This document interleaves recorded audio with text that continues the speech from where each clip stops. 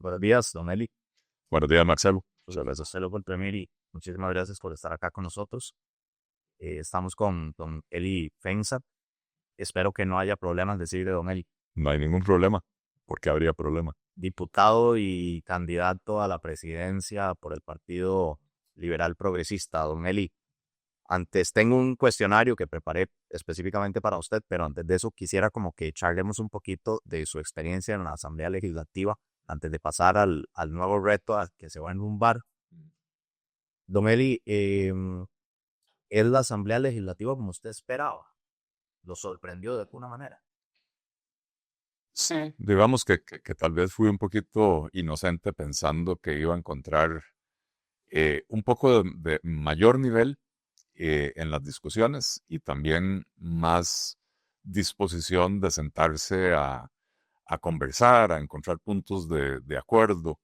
Y al final de cuentas ha sido una asamblea tremendamente improductiva, lo cual nos afecta a todos por igual, todos los que estamos ahí adentro. La imagen es terrible.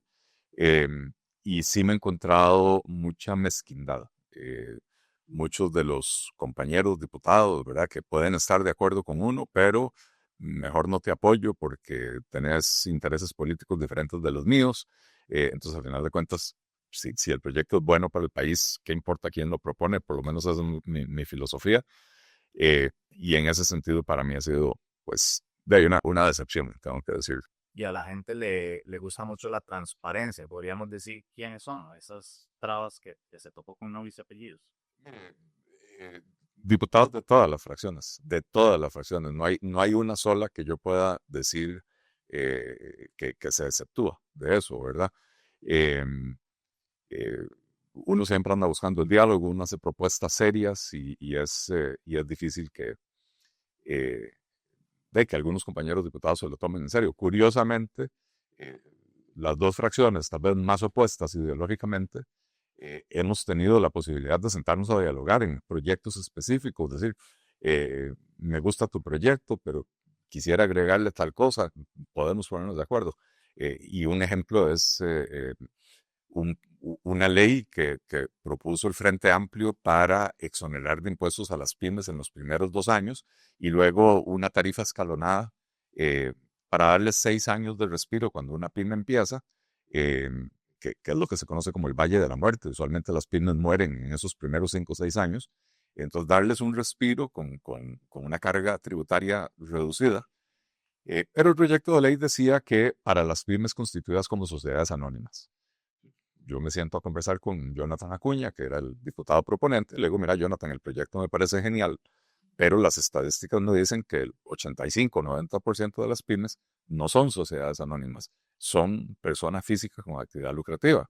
Pues si esta ley se aprueba así como está, no va a beneficiar a prácticamente nadie. ¿Cuál es la intención? ¿Hay algún motivo por el cual dice sociedades anónimas? Eh, Me digo, revisemos a ver, y no, el objetivo es que las pymes puedan subsistir, que puedan crecer, que puedan dejar de ser pymes y convertirse en empresas medianas, ojalá grandes en el futuro.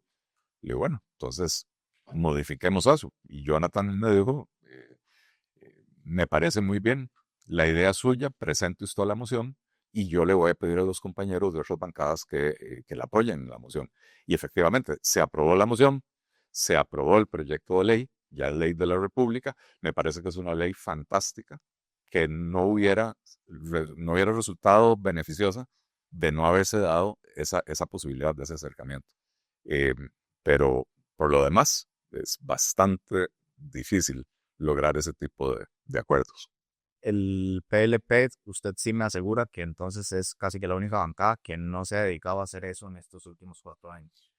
En efecto, nosotros, proyecto de ley que hemos visto que nos ha parecido correcto, así sea del gobierno y así sea cuando han arreciado los peores ataques del presidente hacia mi persona o hacia la fracción o hacia el partido, hemos dicho, estamos de acuerdo con este proyecto, vamos adelante con ese proyecto. Y hemos apoyado proyectos creo que de todas las fracciones. Nunca hemos hecho puedo decir, en las reuniones de fracción que tenemos todos los lunes, nunca hemos dicho, suave, ese proyecto mejor no lo aprobemos porque es de X diputado. Cálculo político que llama. Efectivamente. efectivamente, cálculo político que termina siendo para el perjuicio del país, ¿verdad? Don Eli, ¿hay diputados que lo hayan sorprendido para bien cuando usted ingresa, ¿verdad? Usted hace un escaneo de los compañeros que va a tener. Hubo algunos, y ojalá se salga de su partido, porque obviamente usted va a tener una estima importante por los compañeros de su bancada, pero fuera de eso, hay diputados que lo sorprendieron para bien y hay otros que lo hayan sorprendido para mal. Bueno, no quisiera decir que me sorprendieron para bien porque eso sería como haberlo subestimado.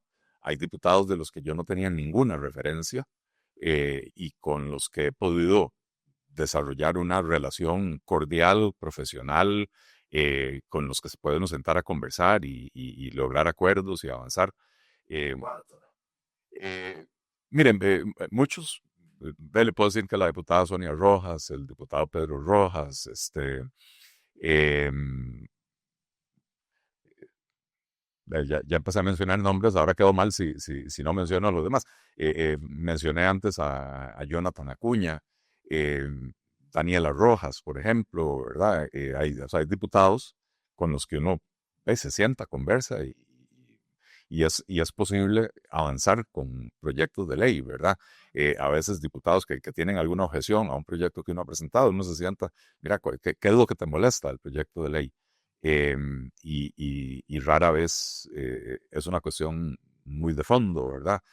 O una objeción, digamos, ética o moral, que eso sería insuperable. Eh, y entonces, pues sí se logra avanzar.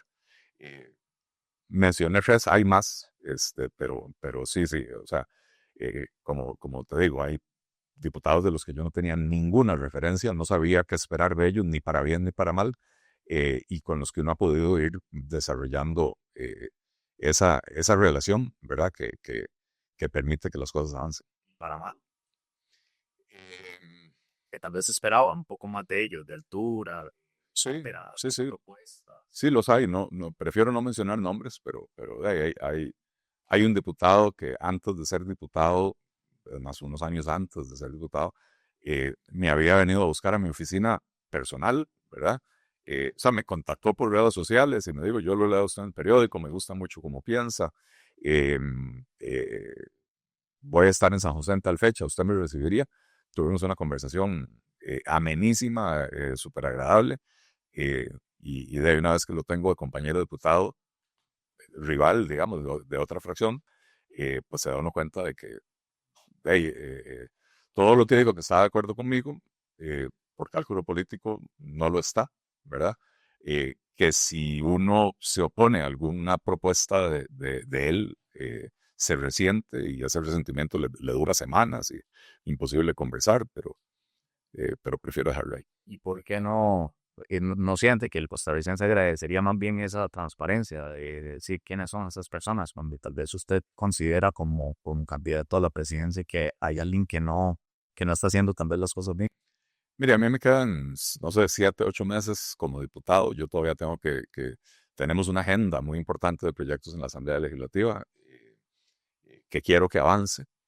Y lo peor que podría hacer en estos momentos es pararme a majar callos de compañeros y compañeras y, y echarle, digamos, echarle sal a mis propios proyectos, porque eso haría que no puedan avanzar. También aspiro a la presidencia de la República y yo quiero, bajo mi presidencia, bajo mi mandato, que en Costa Rica prevalezca el diálogo y el respeto. Y entonces, ¿qué gano yo con empezar a ofender a personas que podrían tener algún puesto o alguna influencia en el futuro? Usted sabe que en los partidos tradicionales los diputados actuales tienen influencia en quienes van a ser los diputados de sus regiones, etcétera. Y entonces, ¿qué gano yo indisponiendo a la gente? Don Eli, la gente tiene en la cabeza casi que como el proyecto estrella del PLP durante estos 4 años, la rebaja al marchado. ¿Usted considera que ese es el más importante o hay uno al que le guarde también la misma estima? Mire, nosotros hablamos en la campaña pasada de la necesidad de eliminar impuestos. El marchamo es el más sonado porque es el que más golpeaba el bolsillo de los costarricenses y el que más alivio provocó. Pero tengo que decir que, cosa que se sabe poco, nosotros hemos logrado eliminar y reducir 23 o 24 impuestos. Eh, o sea, este no es el único. Eh, por otro lado, algo que me enorgullece muchísimo es que nosotros hemos sido fieles a lo que prometimos hace 4 años. Si usted revisa los proyectos de ley presentados por la fracción del PLP como fracción, eh, va a ver que son 100% compatibles con el plan de gobierno que habíamos publicado hace 4 años, con lo que dijimos en campaña que íbamos a hacer. Eh, no todos los proyectos se han aprobado, o sea, no todos son leyes de la República, pero le puedo decir, un área en la que no hemos logrado que nos acompañen las demás fracciones es en reforma del Estado. Pero los proyectos ahí están presentados. El proyecto para fusionar el Ministerio de Hacienda, el Ministerio de Economía y el de Planificación Económica en un solo Ministerio de Desarrollo Económico y Competitividad, ese ha contado con la oposición del gobierno, porque no es un proyecto del gobierno, y ha contado con la oposición de los partidos tradicionales y de la izquierda, porque defienden a las instituciones por las instituciones y no por el servicio que deberían darle a la ciudadanía. El proyecto de ley que también presentamos para fusionar el Ministerio de Agricultura y Ganadería, el Ministerio de Industria y Comercio, Incopesca, Energía y Minas, en un solo Ministerio de la Producción. Nuevamente, hacer más pequeño el aparato estatal sin cancelar o sin cerrar los servicios que se le brindan a la ciudadanía. Es otro proyecto que ahí está atascado, que no logra avanzar con la oposición de todo el mundo, ¿verdad? Del gobierno y del resto de la oposición. Hemos presentado proyectos de ley, imagínense, para cerrar la Agencia Espacial Costarricense. Usted me puede decir, Marcelo, ¿dónde está la Agencia Espacial Costarricense?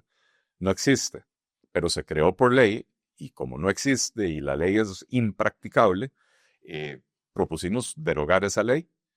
Imagínense que ni eso se atrevieron a cerrar, algo que no existe. Propusimos cerrar el CNP y convertir el programa de abastecimiento institucional en una promotora del comercio agrícola en el país, para que los agricultores tengan la posibilidad de colocar su producto sin las rigideces y sin los sobrecostos que impone el CNP. Ahí está atascado. Propusimos el cierre de Raxa, propusimos el cierre de Recope. Son temas que dijimos en campaña que íbamos a hacer. Hemos presentado proyectos de ley en materia de seguridad también. Tenemos un proyecto que para nosotros es importante, que es la unificación de los cuerpos policiales del Poder Judicial bajo un solo mando, para mejorar la coordinación. Hoy tenemos una dispersión de cuerpos policiales y entendemos que tiene que haber unidades específicas con funciones específicas, ¿verdad? No es lo mismo ser fuerza pública que policía de control de drogas. Pero al final de cuentas tenemos policías bajo el Ministerio de Hacienda, bajo el Ministerio de Ambiente, bajo el Ministerio de Transportes, etcétera, y al final de cuentas la coordinación entre esas fuerzas policiales no es la ideal. Ese proyecto se presentó, fue archivado, lo volvimos a presentar con algunas mejoras, algunos cambios que habían sugerido compañeros diputados en el proceso. Ahí sigue en el trámite. Tengo un proyecto de ley que yo creo que sería importantísimo para crear una base de datos de ADN de los privados de libertad que soliciten o se les vaya a dar un beneficio extracarcelario, ¿verdad? Que de estos que pueden salir durante el día y regresan a dormir, o salen entre semana y regresan el fin de semana, o que van para la casa con tobillera o lo que sea, que sepan que salen, pero dejan una muestra de ADN, de manera que si reinciden y si vuelven a delinquir, va a ser mucho más fácil identificarlos y mucho más rápido atraparlos. Es un proyecto de ley que ya pasó por comisión. Ahí está, todavía no ha habido el consenso necesario para poder llevarlo al plenario. Pero como le digo, hemos sido absolutamente coherentes con lo que planteamos hace 4 años. Hemos también entendido y leído los tiempos que vivimos. Hace 4 años en campaña nadie hablaba de temas de seguridad, porque el problema empezó a recrudecer ya después de las elecciones, en el 2022 y sobre todo en el 2023. Y entonces, bueno, entendiendo los tiempos, presentamos proyectos dentro de nuestra línea para aportar también en esa discusión.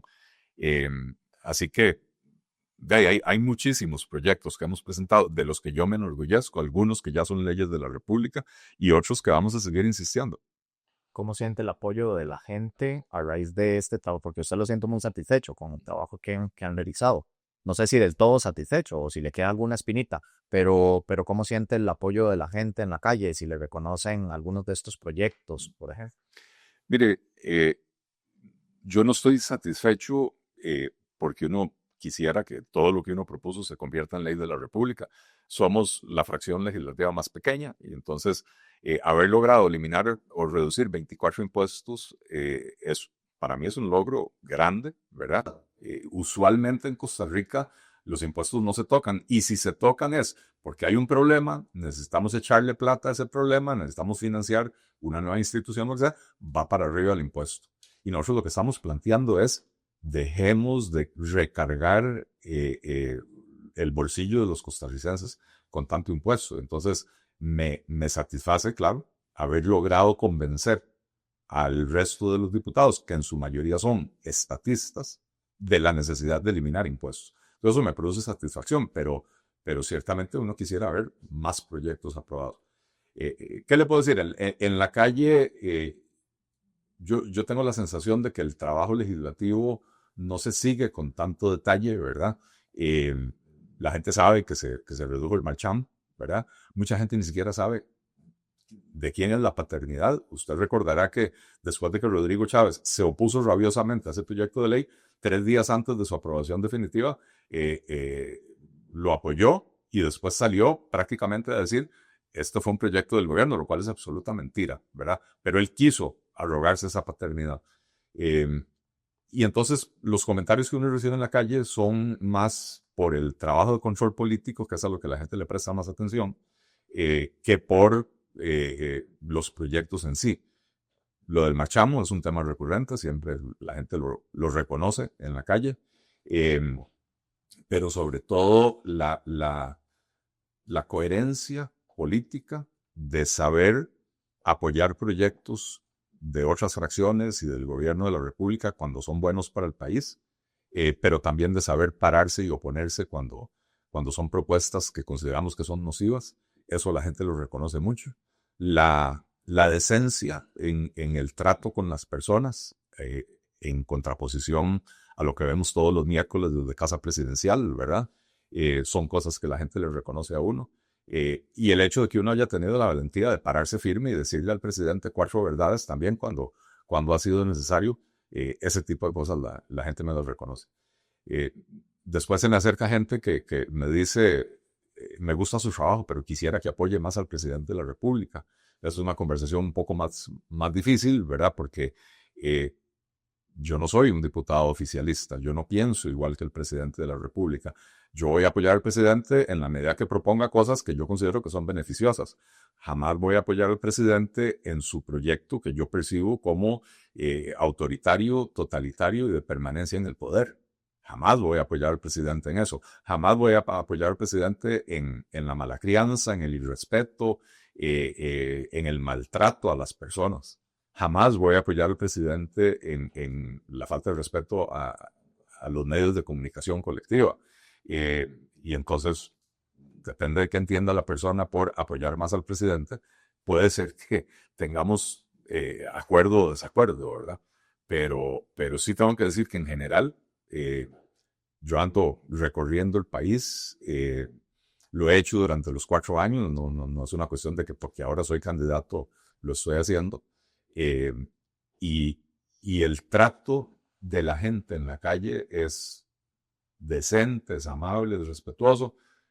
Puedo tal vez recordar 3 ocasiones en casi 4 años en que ha sido diferente, ¿verdad? Que a alguien le sale a uno con un insulto o lo que sea, pero por lo general el costarricense sigue siendo una persona respetuosa, una persona decente que valora eso en sus vidas.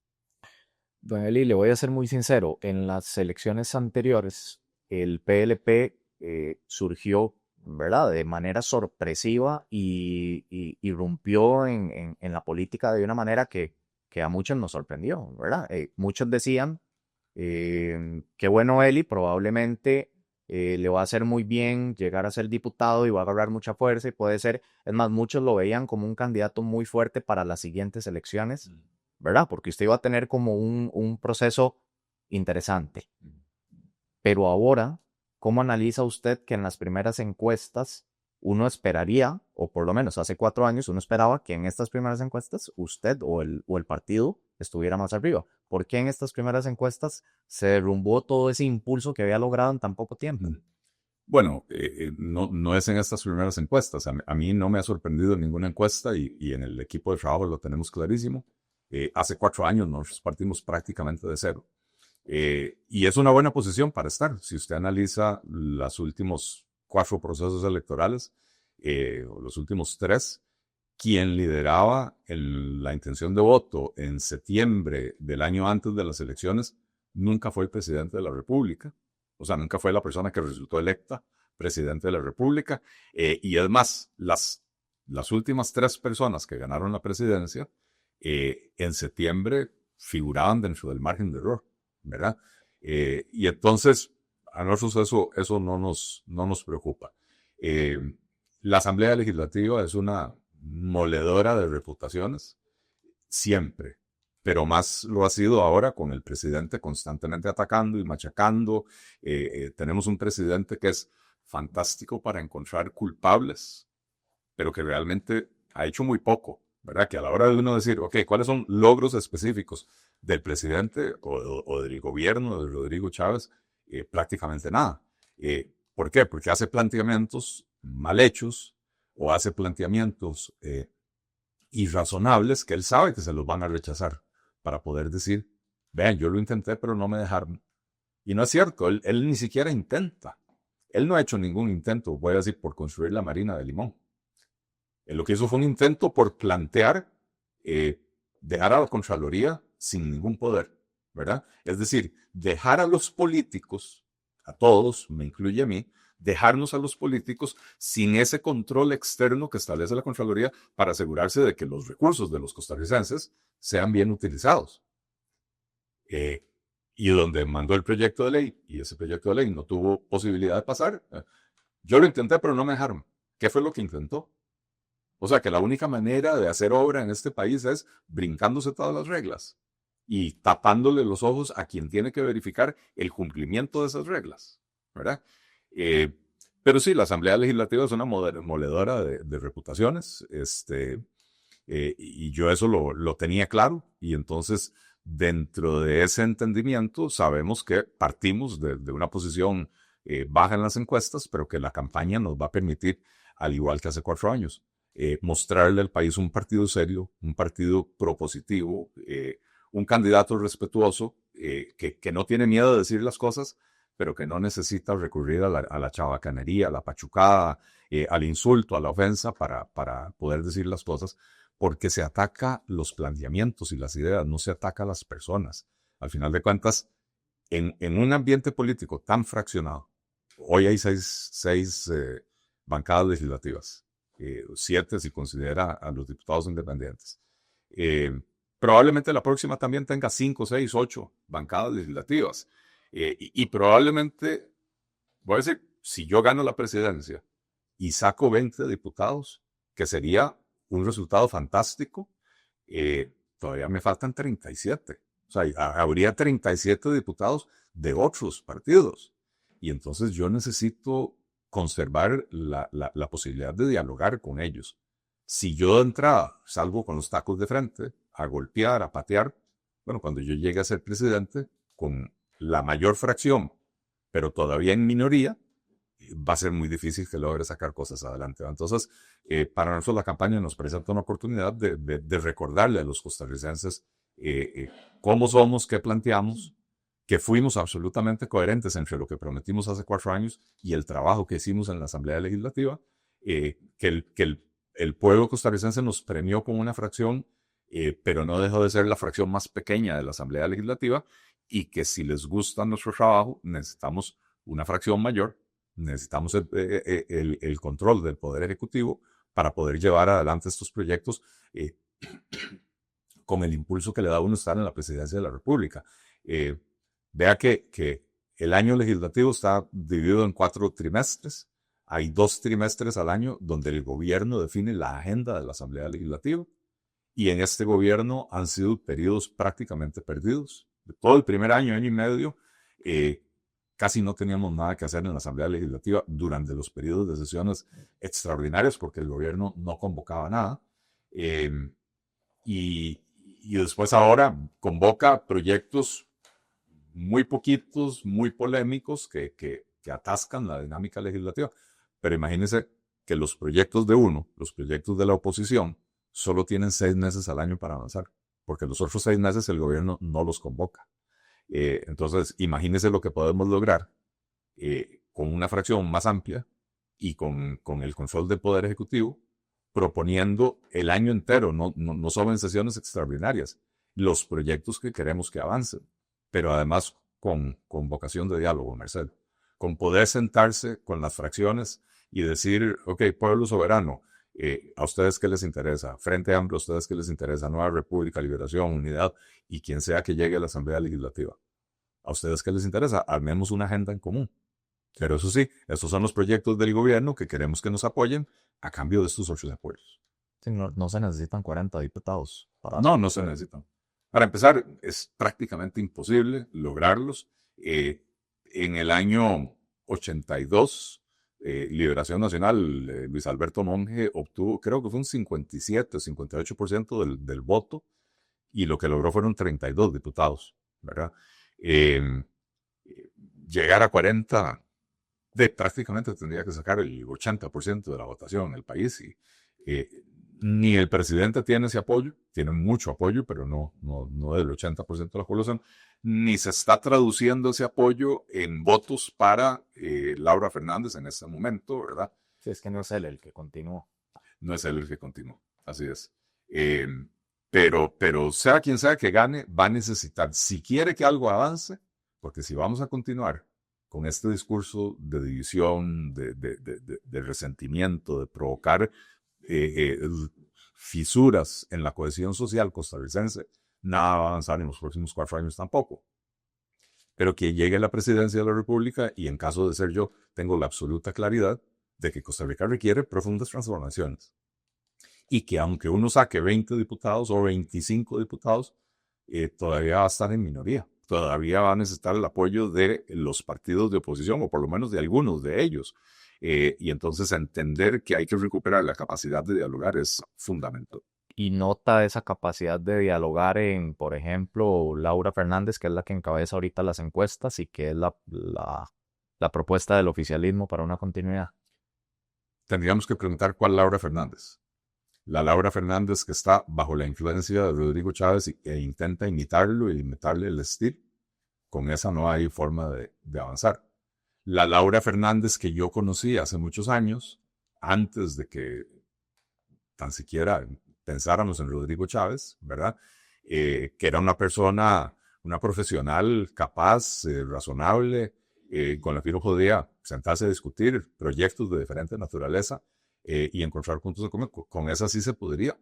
Lo que pasa es que la que estamos viendo es otra.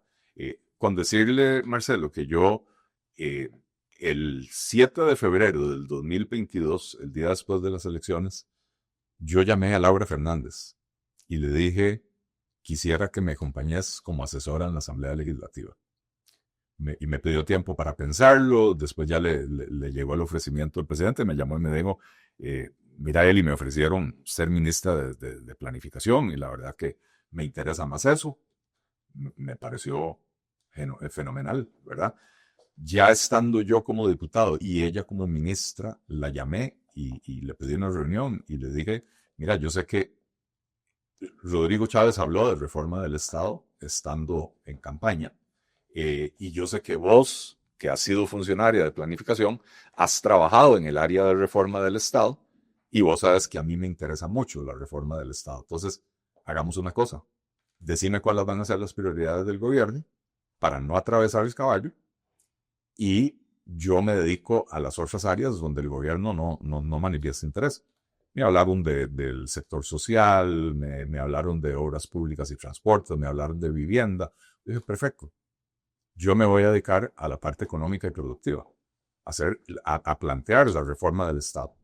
Pero resulta que cuando tenía los proyectos listos, la volví a llamar, le pedí una cita, de hecho, hablé con la entonces ministra de la Presidencia, que era Natalia Díaz. Hicimos una reunión con Natalia Díaz, Nogui Acosta, ministro de Hacienda, Francisco Gamboa, ministro de Economía, y Laura Fernández, ministra de Planificación, para analizar estos proyectos de ley. Y después de que les presentamos con todo lujo de detalles y a profundidad lo que estábamos planteando, la respuesta fue: no estamos de acuerdo por dos razones. Uno, porque la agenda que nos interesa es la que plantea el gobierno, no nos interesa la de nadie más. Y dos, porque si eso avanza, 3 de los 4 que estamos en esta mesa vamos a perder el trabajo. ¿Cómo? O sea, ciertamente, si hay 3 ministerios económicos, planificación, hacienda y economía, y yo fusiono esos 3 en uno solo, pues solo va a haber un ministro. 2 se quedarán sin trabajo. Ahora, ¿qué les dije yo? Vean, señores, un proyecto de esta magnitud, porque es un proyecto complejo, no tarda menos de 1 año y medio o 2 años en salir de la Asamblea Legislativa. Y se le puso un transitorio de 2 años para completar la fusión, porque tampoco es tan fácil lograrla en la práctica, ¿verdad? Es más, les dije si yo soy el próximo presidente de la República, el problema es para mí. Porque yo soy economista, yo tengo un montón de amigos economistas, y solo voy a poder nombrar a uno ministro, porque los otros 2 ministerios desaparecerían, ¿verdad? Entonces, déjenme ese problema a mí. No hubo manera. O sea, fue muy claro el mensaje. Si el proyecto no es del gobierno, no lo vamos a apoyar, y si ese proyecto se llega a aprobar, podríamos perder el trabajo los que estamos aquí, entonces no nos interesa. Y si esa va a ser la actitud de Laura Fernández, que yo no creo que llegue a ser la presidenta de la República, pero si esa va a ser la actitud de ella, ese diálogo no va a existir. Don Eli, hacemos hablar. Yo me imagino que usted es consciente de que las abruptas salidas que ha tenido en su partido le han golpeado un poco la imagen. ¿Es consciente usted de eso? Absolutamente. También creo que es tiempo pasado, que ya se superó. Aprendimos las lecciones. Nosotros tuvimos, todos los partidos políticos, pero nosotros tuvimos una particularidad hace 4 años, que era nuestra primera participación en un proceso electoral presidencial. Y nos tocó hacer toda la escogencia de gente y el armado de los equipos en pandemia, en la virtualidad. Yo le puedo decir que cuando nosotros hicimos la última Asamblea Nacional, que fue donde ya me escogieron a mí como candidato y se nombraron los candidatos a diputados, la gente de Heredia llegó a verle la cara por primera vez a la gente de La Juela. La gente de Limón llegó por primera vez a conocer a los compañeros de Punta Arenas, los de Cartago, los de Guanacaste. Nadie se conocía. No la posibilidad de conformar equipo, de crear identidad y cohesión. Y eso nos pasó factura. Hoy tenemos un partido que está absolutamente unido, absolutamente compenetrado con la propuesta política que llevamos. Hemos tenido 2 asambleas nacionales en el último mes y medio. La primera fue para concluir el proceso de nombramiento de las nuevas autoridades del partido. Esta fue una asamblea que arrancó, de hecho, desde 1 hora antes de la primera convocatoria, ya teníamos quórum. Arrancó a la hora que tenía que arrancar con el quórum perfecto, es decir, con la totalidad de los asambleístas propietarios presentes. Pero además en la parte del atrás del salón teníamos a 50 asambleístas suplentes acompañándonos, por si algún propietario se tenía que levantar e ir, que pudiera entrar el suplente. Esa asamblea terminó 5 horas después con el quórum perfecto, con nadie se movió de sus asientos. Y luego hicimos hace 15 días una nueva asamblea, ahí para ya escoger a nuestros candidatos a diputados. Y nuevamente, esa asamblea arrancó con los 73 asambleístas presentes, los propietarios, y con 60 asambleístas suplentes sentados en la parte de atrás, y con más de 50 o 60 partidarios que no eran asambleístas que decidieron venir a acompañar la fiesta democrática. Y esta fue una asamblea maratónica, ¿verdad? Arrancamos a las 10:30 de la mañana y a las 7 de la noche tuvimos que suspenderla porque teníamos que entregar el salón. y no se movió nadie. La gente está absolutamente compenetrada. Hoy tenemos equipos, nos hemos dedicado a hacer capacitaciones en los últimos meses de no solo ideológica y no solo programática de las propuestas del partido, sino también lo que llaman team building, ¿verdad? Conjunción de equipo, identidad partidaria, son cuestiones que hemos venido trabajando para evitar lo que ya nos pasó una vez. No nos va a volver a pasar. Y si usted conversa y con la gente y con los candidatos a diputados, se va a dar cuenta que todos están absolutamente compenetrados. Don Ali, ya es una segunda ocasión en la que usted intenta llegar a Zapote. ¿Qué lo motiva tanto, verdad? A no desfallecer en esa intención de ser presidente de la República. ¿Cuál es su intención? Mire, mi intención sigue siendo la misma que hace 4 años, que es eh, llegar a resolver problemas, porque los últimos gobiernos se alejaron completamente de eso. Y yo entiendo su pregunta, porque después de ver a los últimos 3 presidentes de la República, uno tenía que preguntarse cuál era la intención de estas personas, porque ninguno llegó a resolver problemas. Algo más los motivaba. Bueno, mi motivación es exclusivamente resolver los problemas que aquejan a los costarricenses, que los aquejan desde hace 20 años en algunos casos, desde hace 50 años en otros casos, y que ningún político le ha puesto el cascabel al gato, ¿verdad? Eso es lo que me motiva. Yo soy una persona que no deja las cosas tiradas a medio camino. Iniciamos un proyecto político que ha venido madurando. Hoy el partido tiene nuevas autoridades, tiene nueva presidenta, tiene nuevo secretario general, nuevo tesorero, gente que se ha venido formando dentro del partido, ¿verdad? Eh, y, y, y en alguna medida, puedo decir, el partido ya no depende de Eli Feinsack como dependió en un principio, ¿verdad? Que yo llegué a ser en un momento presidente del partido, jefe de fracción, eh, ocupaba varios cargos. Hoy en día yo no ocupo ningún cargo dentro del partido, únicamente el de candidato presidencial. Yo tengo un liderazgo dentro del partido que me he ganado, yo tengo un reconocimiento del público costarricense de mi liderazgo, sea que me apoyen o no me apoyen, eh, y sigo teniendo las mismas ideas, la misma preparación que tenía hace 4 años, con la experiencia adicional de haber pasado por la Asamblea Legislativa y ver cómo un gobierno dilapida el capital político en peleas innecesarias, ¿verdad? Y eso me da aún más madurez para poder llegar a Zapote a, desde el día 1, empezar a resolver problemas.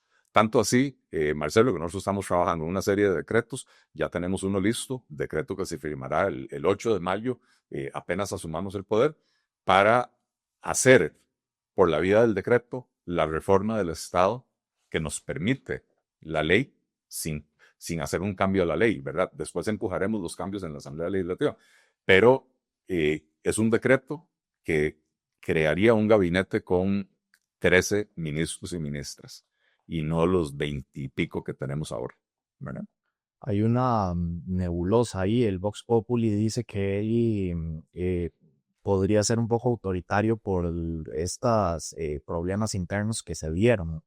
Yo quisiera que usted aproveche la oportunidad para decir si eso es cierto, si alguno de los problemas estos que ocurrieron dentro de su partido se dieron porque tal vez la figura suya quería que las cosas se hicieran solo de una manera, etcétera. ¿Es eso cierto, don Ed?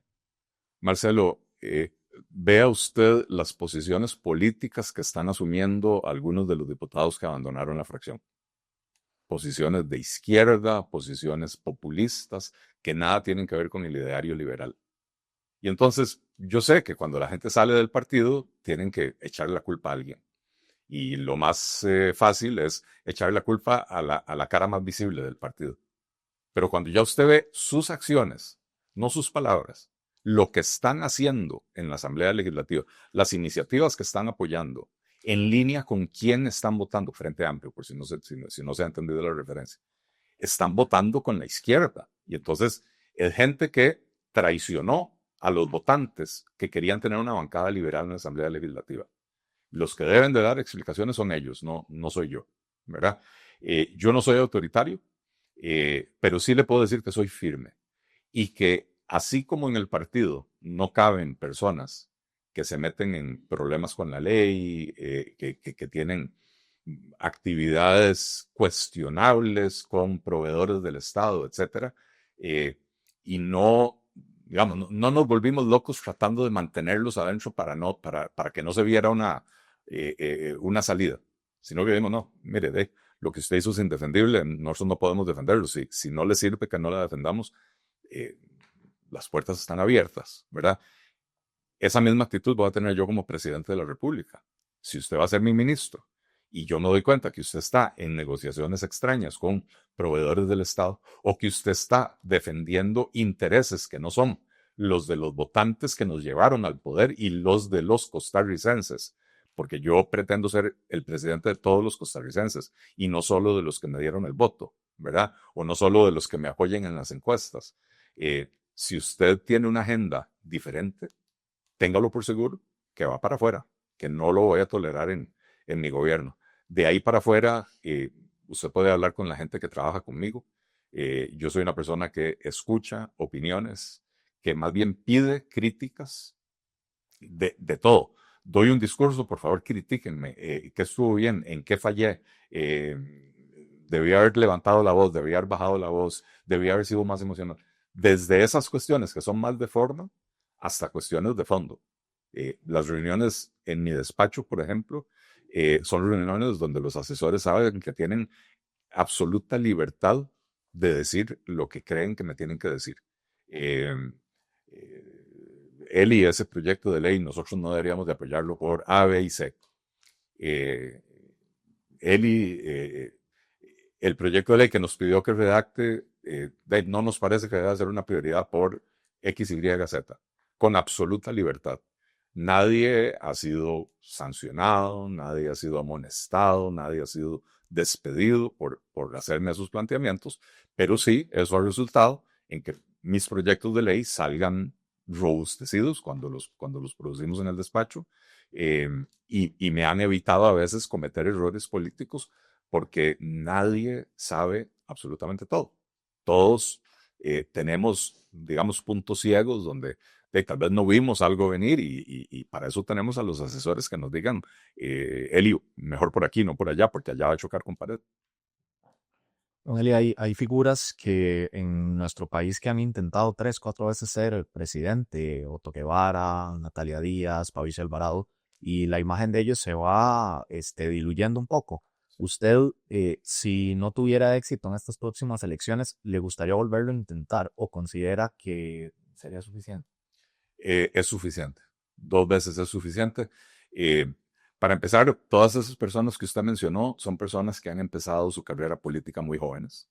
Eh, y entonces, si usted se postula por primera vez a los 30 años, eh, puede llegar a los 50 habiendo intentado 5 veces ser candidato presidencial. Yo empecé mi participación política a los 53 años. Yo en este momento tengo 60. Y entonces tengo toda la energía del mundo, pero no tengo la intención de vivir el resto de mi vida en esto. Así como nunca antes viví de la política, no tengo la intención de vivir el resto de mis días dependiendo de la política. Voy a seguir involucrado. Yo creo que el Partido Liberal Progresista es un partido que merece permanecer en el tiempo, y en la medida que yo pueda ayudar a solidificar la presencia del PLP en el país, ahí voy a estar. Pero el partido tiene que tener la capacidad de generar esos liderazgos alternativos para que dentro de 4 años haya otro candidato o candidata presidencial. Igual que hace 6 meses la gente me decía, pero es que nadie puede ser presidente del partido, solo usted. No, señor. Nosotros hemos venido trabajando en el partido en identificar esos liderazgos, darles las capacitaciones necesarias, en algunos casos incluso enviarlos al extranjero a recibir capacitaciones en temas de administración política, en temas de ideología liberal, etc. Y hoy tenemos un comité ejecutivo nacional en el que Eli Feinsack no es parte, ¿verdad? Eh, y entonces seguiré en ese trabajo, pero como candidato presidencial no me interesa volver a hacerlo. También porque yo ya voy entrando en otra etapa de la vida. Yo tengo una hija de 28 años, otra que pronto cumple 25, eh, y no vive en Costa Rica. Y mi esposa y yo queremos tener la libertad de no sé, que si una de ellas va a tener un hijo o hija, que podamos montarnos en un avión e ir a estar allá para acompañarla en el nacimiento, poder visitar a los nietos, me adelanté, poder participar en sus bodas si es que se llegan a casar, ¿verdad? Porque hoy en día ya uno no sabe.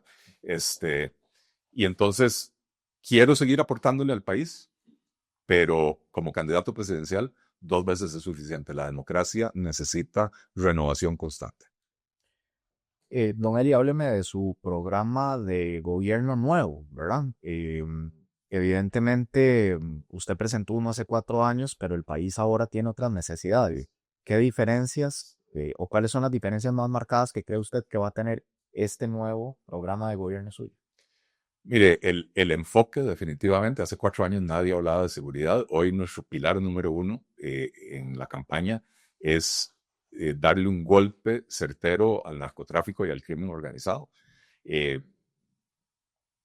Hicimos un esfuerzo enorme por atraer a la mejor gente posible para elaborar esa parte del plan. Producto de ese esfuerzo, hoy tenemos a Tania Molina como candidata a la primera vicepresidencia. Tania es una de las expertas, si no la experta más reconocida en el país en materia de seguridad, de criminología. Y con ella ha llegado un grupo de profesionales de diferentes áreas, criminología, criminalística, ciencias policiales, etcétera, que nos han ayudado a tener un programa robusto en materia de seguridad. Eh, Perdón, y ya que reunió a estas personas, ¿cuál es el plan? O sea, ¿cómo pretenden darle un golpe a un grupo tan fuerte como los que reúnen el narcotráfico? Mire, lo primero es que hay que retomar control del territorio nacional. Tenemos muchos años de tener a los policías acuartelados, en buena medida porque no se han comprado el equipo y los uniformes, etcétera. Los que tiene a los policías en las delegaciones, tienen las botas rotas, tienen los uniformes en mal estado, tal vez no tienen el equipo de radio para comunicarse. Otro día veía una estadística, no me acuerdo, 40, 50% de los carros de la policía están varados y ni siquiera se les está dando un mantenimiento. Muchos ni siquiera tienen las armas del reglamento. Y entonces, claro que hay que tenerlos guardados en la delegación, porque ¿cómo van a salir a combatir a una organización que tiene recursos mucho superiores, ¿verdad? Entonces, lo primero es sacar a los policías a la calle, a recuperar el control del territorio nacional. Y estamos claros que para eso tenemos que equiparlos, darles los uniformes, las botas, las armas, el equipo de comunicación, los vehículos que necesitan para poder hacer este trabajo. Segundo, atacar la economía criminal, que es un enfoque diferente del que se ha venido haciendo en Costa Rica. Vea que en Costa Rica hemos venido paulatinamente tomando medidas. Hace 20 años, un poco más tal vez, se adoptó el conozca a su cliente en los bancos. Yo no conozco un solo narcotraficante que haya llenado un conozca a su cliente. Ellos operan por medio de testaferros o ahora usan criptomonedas o mantienen efectivo. Y vea que a veces detienen a esta gente y tienen $2 millones en efectivo en la casa, ¿verdad? Eh, y entonces él conozca a su cliente, termina dificultándole la vida a los ciudadanos de bien, pero no es efectivo contra los narcotraficantes. Después se inventaron extinción de dominio. Ya tenemos extinción de dominio en la legislación. No ha sido muy efectiva. Ahora hay un grupo grande de diputados que quiere hacer algo mucho más atroz, que es permitir que a usted le congelen sus bienes o sus activos sin que exista una acusación contra usted. Con solo que haya una sospecha de que Marcelo está involucrado en algún negocio, muestra digamos, un nivel de enriquecimiento y las autoridades no están claras de dónde salió ese dinero. Sin que le avisen, sin nada, le pueden congelar sus bienes. Después le dan 3 días hábiles para que usted demuestre el origen ilícito de sus bienes. Imagínense, de 3 días hábiles para demostrar cosas que uno hizo hace 10 años o 15 años que dieron resultados ahora y le permiten a uno cambiar el carro, comprar una casa, etc. Eso termina afectando a la gente que hace las cosas bien. Pero no suelen, don Eli, perdón, no suelen ser esas cuentas muy claras. O sea, vamos a ver, para mí es muy sencillo demostrar ¿de dónde saqué mi carro? Me explico. No siento que una persona que esté haciendo las cosas bien Yo compré mi casa hace 15, 16 años. ¿Usted cree que yo sé dónde tengo yo la escritura de esa casa? Hacienda le pide a uno que uno guarde los documentos por 5 años. Y entonces, eh, si alguien quisiera sospechar de cómo hice yo para obtener algunas de las cosas que yo tengo, que vienen de atrás, en 3 días hábiles yo no soy capaz de demostrar eso. Entonces, no es cierto que es tan fácil. Por el contrario, es bastante difícil. Si usted acaba de comprar un carro la semana pasada y no tiene la escritura y no puede demostrar de dónde sale el dinero, esos son los 100 pesos, ¿verdad? Pero aquí se abren portillos para que personas inocentes paguen las consecuencias, y una vez más, el narcotraficante usa testaferros. Rara vez figura el narcotraficante. Entonces, eh, eh, a quien, a quien eso verdaderamente va a afectar no es al malandro, es a las personas de bien. Entonces, el concepto... Y perdón, ¿y usted realmente cree, porque al final esa propuesta eh, no busca molestar a las personas de bien? O sea, ¿realmente usted cree que haya tantas personas malintencionadas de utilizar un recurso como estos simple y sencillamente para molestar a una persona que está haciendo las cosas bien, cuando en realidad la propuesta es para evitar el lavado de dinero y este tipo de situación? Le voy a poner un caso hipotético. Imagínese usted que un presidente de la República llegara con 40 diputados y que utilizara esos 40 diputados para cambiar a todos los magistrados, y que esos magistrados cambiaran al fiscal general, y que empezaran a utilizar eh, el poder judicial para perseguir a enemigos políticos. No sé si el cuento le suena fantasioso, ¿verdad? Lo estamos viendo en El Salvador. Lo estamos viendo en El Salvador, donde sí es cierto, sacaron a los criminales de la calle, pero vaya cuente cuántos empresarios salvadoreños se han venido a vivir a Costa Rica en los últimos 5 años, porque están siendo objeto de persecuciones allá. Vaya, escuchan a Nayib Bukele decir a los empresarios, eh, si no bajan los precios, o si no venden esto o venden aquello, les vamos a expropiar, los vamos a sancionar, los vamos a castigar, incluso ha amenazado con meterlos a la cárcel. A los empresarios autobuseros, si no bajan las tarifas de los buses, les vamos a quitar los buses. Eh, ¿Cómo bajan un empresario autobusero los buses si la gasolina sigue costando lo mismo, si los salarios siguen costando lo mismo, etcétera, ¿verdad? No, es que no se trata de simplemente decir, no, es que eso debería ser más barato. Sí, claro, los medicamentos en Costa Rica son carísimos, eh, y nadie ha querido entrarle al origen de ese problema, que es, por un lado, que los laboratorios extranjeros ponen precios para enviar a Costa Rica muy elevados. ¿Y por qué lo hacen? Porque cuando ese medicamento que ya trae autorización de la autoridad, la FDA de Estados Unidos, trae autorización de la EMA de Europa, trae autorización de Japón, trae autorización de Colombia, llega a Costa Rica y le dicen, aquí usted tiene que repetir todos los estudios desde cero. Inscribir un medicamento en Costa Rica puede tomar 2 años. Esos 2 años, la empresa tiene que tener farmacéuticos, regentes, contadores, abogados, un montón de gente en planilla. Eso cuesta dinero. Y entonces la empresa dice, como sabemos en Costa Rica eso va a tardar 2 años, eh, tengo que venderlo caro. Después de que usted aprueba con el Ministerio de Salud, después de 2 años, aprueba con el Ministerio de Salud, va a participar en una licitación de la caja, y la caja lo obliga a repetir el mismo proceso, porque la caja no acepta la inscripción del Ministerio de Salud. O sea, son 2 veces el mismo procedimiento que ya usted aprobó en muchos países, ¿verdad? Eh, y entonces yo puedo, como quiso hacer este gobierno, limitar el margen de utilidad de las farmacias locales.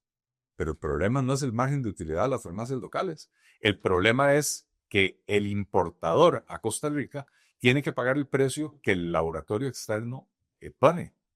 ¿Y por qué el laboratorio extranjero da un precio más alto a Costa Rica del que le da a Colombia, del que le da a España, del que le da a Nicaragua? Porque tenemos una maraña regulatoria que ni este gobierno ni ninguno anterior ha querido resolver.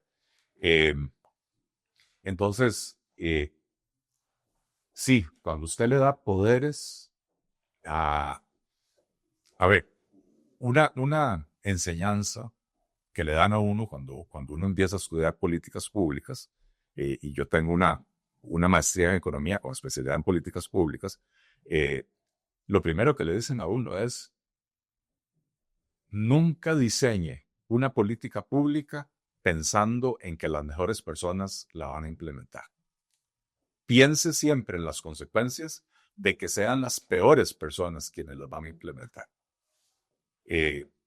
Porque de la política, extinción de dominio, si a nadie se le ocurre abusar de la herramienta, podría ser muy efectiva contra el narcotráfico.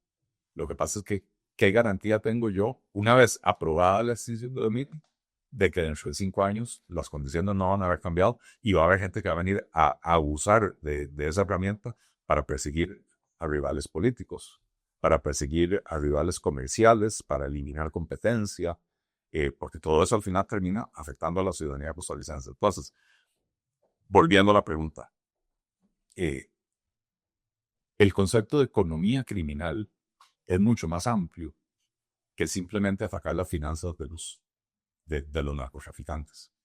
Porque cuando usted entiende que hay toda una economía criminal, que los narcotraficantes no solo trafican drogas, muchas veces están involucrados en contrabando de cigarrillos, contrabando de licor, contrabando de especies protegidas que sacan de nuestros bosques, que están involucrados en bienes raíces, están involucrados en cirugía estética, están involucrados en un montón de cuestiones. Entonces, cuando usted empieza a atacar todas esas actividades que les permiten a ellos financiarse, porque son las actividades que usan para lavar el dinero mal habido, logra darle un golpe certero a esas finanzas. Lo otro que es necesario, la coordinación entre todos los cuerpos policiales.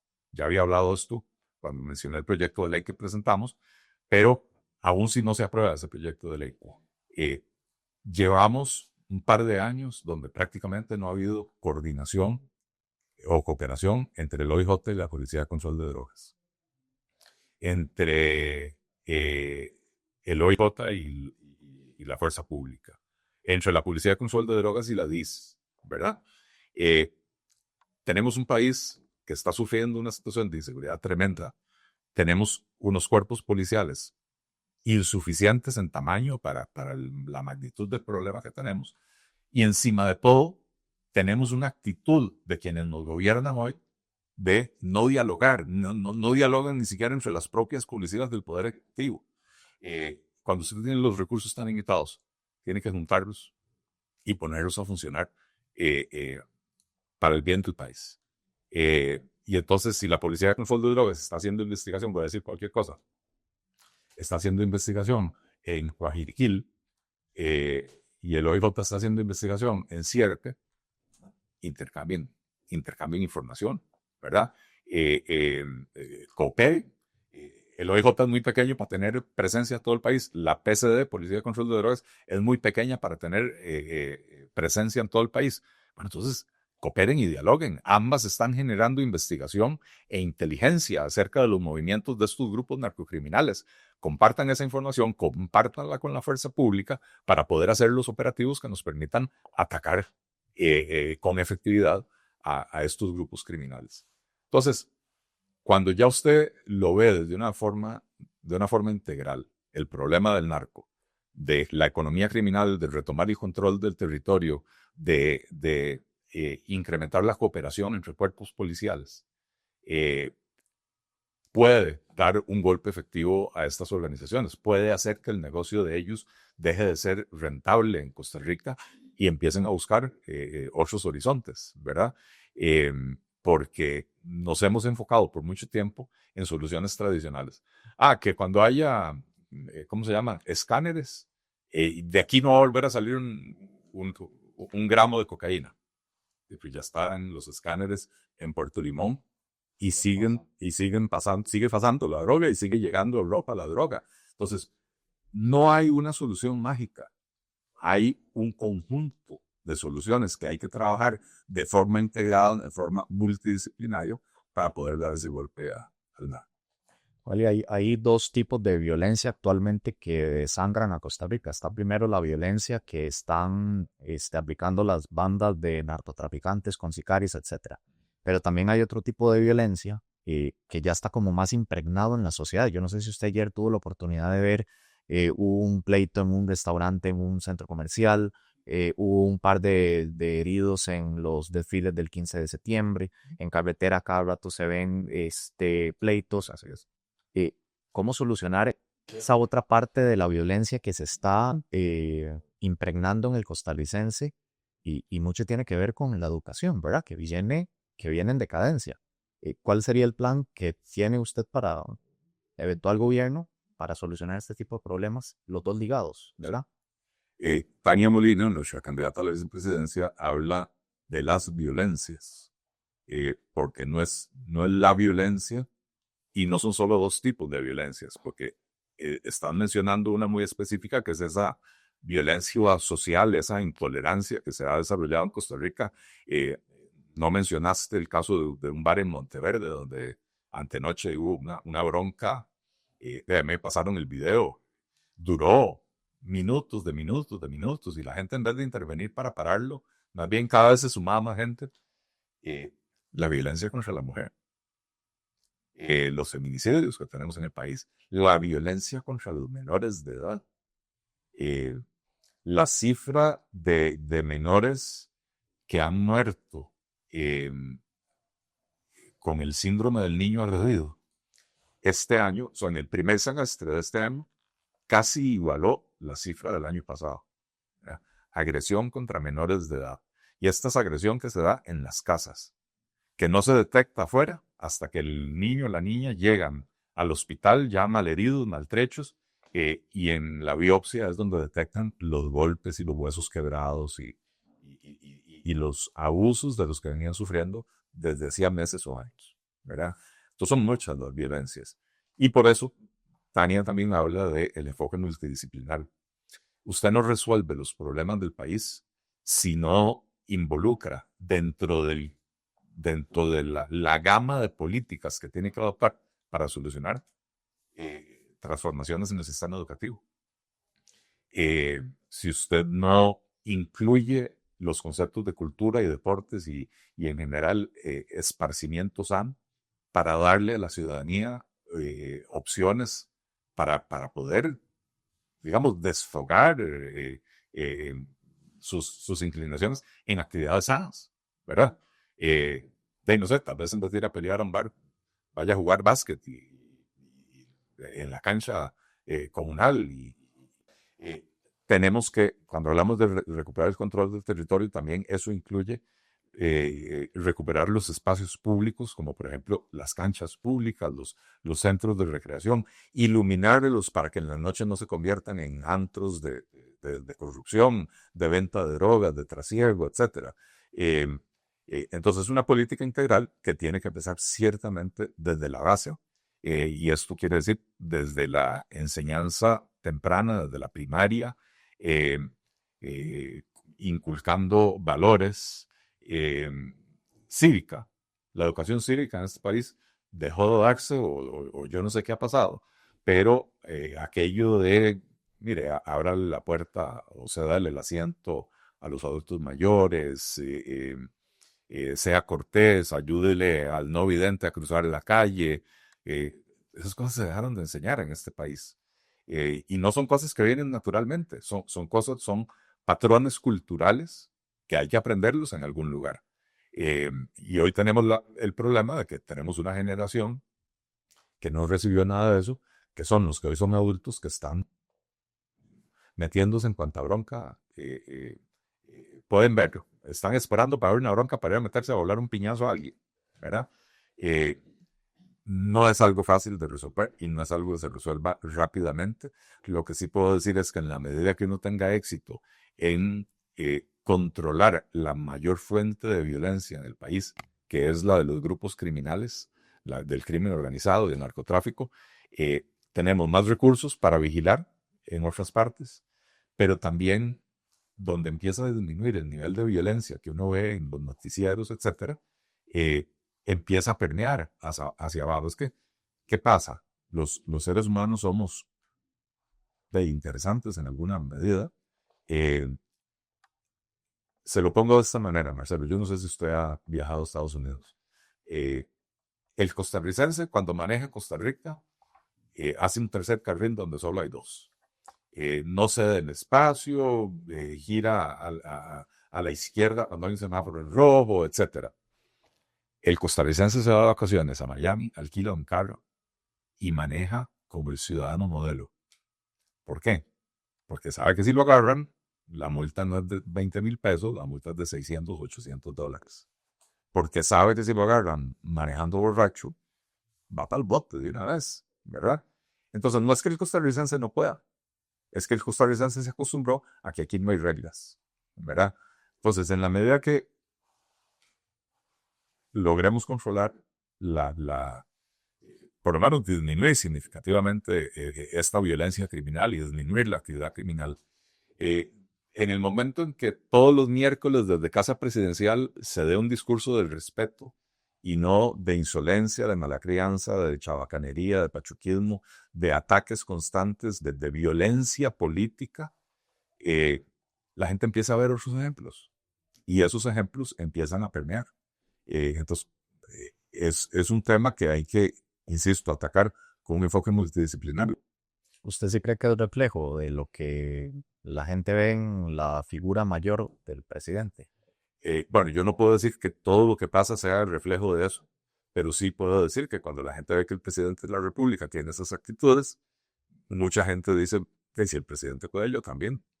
Don Eli, con esto del el ejemplo que me puso de Estados Unidos, ¿a usted le gustaría hacer más fuertes las penas por infracciones de la ley de tránsito? ¿Hay alguna idea en concreto para lograr eso? No es algo que estamos planteando, porque en Costa Rica lo que está faltando no son penas más fuertes, es mayor vigilancia en carretera, mayor uso de la tecnología para ejercer esa vigilancia en la carretera y hacer que la gente pague las consecuencias. Es que hoy en día, yo vivo en Escazú. Cuando usted sale por la ruta 27 para venir a San José, llega a la salida circunvalación, hay un carril extra que es para salirse hacia la circunvalación. Ese carril está atascado. Entonces la gente usa el primer carril, que se convierte en el carril del centro, para hacer fila para salirse hacia la circunvalación. Bueno, ya ahora en los últimos 2 años, la gente está usando el tercer carril. Y entonces si usted va para San José y usted se monta en el tercer carril para seguir recto, resulta que igual se tiene que detener porque alguien 5 carros adelante suyo paró porque está esperando a ver en qué momento se puede meter a la derecha para salir hacia la circunvalación. Entonces, la gente no está pagando las consecuencias de sus infracciones, porque no tenemos una policía de tránsito suficiente, hay muy pocos policías de tránsito, porque las prioridades no sé a dónde están. En este gobierno yo no he logrado ver cuáles son las prioridades. Por lo menos en el anterior uno veía policías de tránsito haciendo operativos en diferentes puntos, ¿verdad? Pero esos escenarios se repiten en todo el país y es imposible tener oficiales en todo el país. Entonces, al final, si las leyes son más duras, tal vez no cree usted que un conductor pueda pensárselo 2 veces a, bueno, y ahora sí me agarran, como decía usted, no es lo mismo pagar 20,000 colones o 30,000 colones por hacer una imprudencia de esas a que me cueste la mitad del salario. Hace, no sé, aproximadamente 20 años, tal vez, no recuerdo la fecha exacta, se aprobó una reforma al Código Penal, se endurecieron las penas con esa misma filosofía de si endurecemos las penas, la gente va a delinquir menos. ¿Y qué pasó? Absolutamente nada, y no solo eso, sino que se deterioró, se ha venido deteriorando la situación de la criminalidad en el país. ¿Por qué? Porque las penas altas no disuaden si no hay capacidad de detección. Es decir, mientras siga imperando la impunidad, las penas más altas no te resuelven el problema. Digamos, la disuasión, ¿verdad? Que es convencer a la gente de que no haga cosas indebidas, depende de 2 factores, de al menos 2 factores. Uno es la capacidad que tenga la autoridad de detectar y sancionar. Y dos, de que la sanción sea, eh, eh, digamos, lo suficientemente potente para que uno no quiera recibirlo, ¿verdad? Eh, si la pena por manejar borracho y a toda velocidad son 20.000 colones, usted no va a disuadir a nadie de dejar de manejar borracho y a toda velocidad. Pero esa no es la pena. La pena por manejar borracho, no sé cuántos cientos de miles de colones son, y usted pierde 6 puntos en la licencia. Y aún así, si no hay capacidad de detección y de parar esa actividad, la gente va a seguir manejando borracha, ¿verdad? Eh, entonces, es una combinación de ambas cosas. Un ejemplo que fue exitoso en Costa Rica, el fumado. Aquí se aprobaron leyes prohibiendo el fumado en áreas públicas, en espacios cerrados, en un montón de cosas. Antes uno iba a un restaurante o un bar uno tenía que entrar haciendo así, no para saludar a la gente, sino para quitarse la nube de humo de cigarrillo. Bueno, hoy el costarricense fuma bastante menos que en el pasado. Eh, pero ahí se logró un equilibrio entre la sanción eh, y digamos, la detección. ¿Por qué? Porque el local, por ejemplo, el restaurante, tiene la responsabilidad de eh, hacer imperar la ley, porque si no, la sanción es para el restaurante. Y el dueño del restaurante sabe que si deja que la gente fume, alguien va a levantar el teléfono y va a decir, estoy en el restaurante X y aquí hay 20 personas fumando y los propietarios o los empleados no están haciendo absolutamente nada. Entonces, equilibrar la sanción con la capacidad de detección para sancionar es fundamental. Subir las penas de tránsito, para volver a la pregunta, sin resolver el otro problema, no te resuelve nada. Hoy nos falta más desde la acción policial que desde la dureza de las penas. Don Eli, en educación, ¿usted considera que así puntualmente fue un error el haber quitado las pruebas de bachillerato, sí o no? ¿Y qué le gustaría implementar a usted en cuanto a educación? Eh, Fue un error haber quitado las pruebas de bachillerato. Es más, me voy a remontar a la historia. Cuando yo estaba en la primaria, se eliminaron las pruebas de bachillerato. Eh, y yo fui uno de los que se graduó del colegio sin tener que hacer pruebas de bachillerato. Fue un error desde aquel momento, ¿verdad? Eh, es un error eliminar las pruebas de bachillerato, Marcelo, porque lo que no se mide no avanza, no progresa. No hay forma de que progrese, porque no sabemos si estamos bien o estamos mal. Imperó la política del pobrecito, el populismo. Ay, pobrecito, los muchachos tienen que estudiar tanto para hacer ese examen. No, no. Nosotros necesitamos saber si el sistema educativo está sirviendo. Necesitamos saber si la gente está aprendiendo lo que tiene que aprender. Si entendemos las pruebas de bachillerato como una prueba diagnóstica que nos permite ajustar el sistema educativo. ¿Por qué? Porque si en las pruebas de este año detectamos que eh, hay una falla generalizada en matemáticas, tenemos que sentarnos con los profesores de matemáticas y volverlos a capacitar y ver cómo resolvemos eso, ¿verdad? Eh, Ahora, en este momento, imponer pruebas de bachillerato sin arreglar la educación, lo único que va a hacer es condenar a los muchachos a no poder conseguir trabajo, ¿verdad? Entonces, nuevamente, en la política no solo es importante el qué, sino el orden de las cosas. Poner la carreta delante de los bueyes, es decir, reimplementar las pruebas de bachillerato con la calidad de educación que están recibiendo los jóvenes hoy, es condenarlos insisto, que no puedan conseguir un trabajo. Entonces, Entonces, ¿cuál sería el modelo suyo? mire, necesitamos hacer una transformación profunda del sistema educativo eh, para que los programas educativos sean relevantes para el mundo en el que le toca vivir a los jóvenes hoy, en el siglo XXI, con un ritmo acelerado de cambio tecnológico, donde los conocimientos que usted adquiere hoy en el aula en 5 años van a estar obsoletos. Entonces, ¿qué necesitamos? Que nuestros jóvenes aprendan a investigar, que tengan pensamiento crítico, que puedan discernir entre buenas fuentes de información y malas fuentes de información. Eso es importantísimo porque en Internet prevalece o lo que más hay son malas fuentes de información. Eh, Tenemos que darle a los jóvenes las habilidades técnicas para poder investigar, para poder hacerse su propio criterio, para poder conseguir los conocimientos que van cambiando tan rápidamente, eh, las habilidades blandas que van a necesitar para poder desempeñarse en el mundo después de los estudios, ¿verdad? Eh, Concentrarnos en esas habilidades y esas herramientas que necesitan los jóvenes para poder acceder a un buen trabajo o para poder emprender, para poder desarrollar sus propias empresas, y no tanto en los contenidos, que insisto, lo que usted enseña hoy a un joven en primer año, en séptimo de secundaria, para cuando se gradúe, ya probablemente esos conocimientos van a estar superados. Eh, por supuesto que las herramientas básicas, las matemáticas, como mínimo el dominio de un segundo idioma, que incrementalmente tiene que ser el inglés, porque es el idioma en el que se manejan los negocios a nivel mundial. Pero hoy en día ya tenemos que estar pensando en cómo hacemos para que nuestros estudiantes aprendan mandarín, ¿verdad?